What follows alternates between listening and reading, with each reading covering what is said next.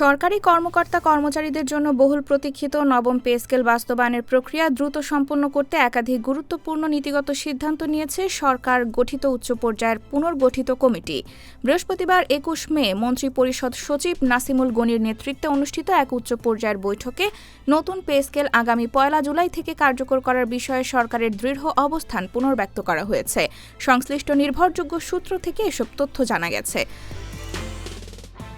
সূত্র জানায়, নতুন পে স্কেল বাস্তবায়নের ফলে রাষ্ট্রীয় কোষাগারের ওপর যে বিশাল আর্থিক চাপ তৈরি হবে তা মোকাবেলায় আগামী ২০২৬-২৭ অর্থ বছরের জাতীয় বাজেটে প্রয়োজনীয় অর্থ সংরক্ষণের সিদ্ধান্ত নেওয়া হয়েছে।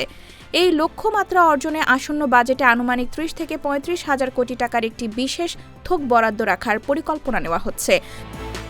বৈশ্বিক অর্থনৈতিক চাপ ও দেশের সামগ্রিক আর্থিক পরিস্থিতি বিবেচনায় নবম পে স্কেলটি এককালীন না করে ৩ ধাপে বাস্তবায়নের পরিকল্পনা নেওয়া হয়েছে।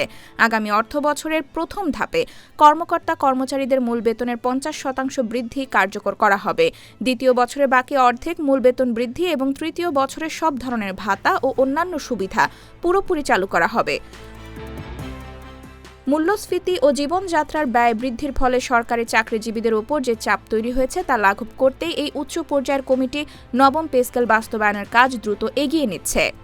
বৈঠকে গঠিত ৩টি বিশেষ কমিটি তাদের প্রতিবেদন উপস্থাপন করে। এর মধ্যে ২টি প্রতিবেদনের ওপর বিস্তারিত আলোচনা হয়েছে এবং বাকি প্রতিবেদন পরবর্তী বৈঠকে পর্যালোচনা করা হবে।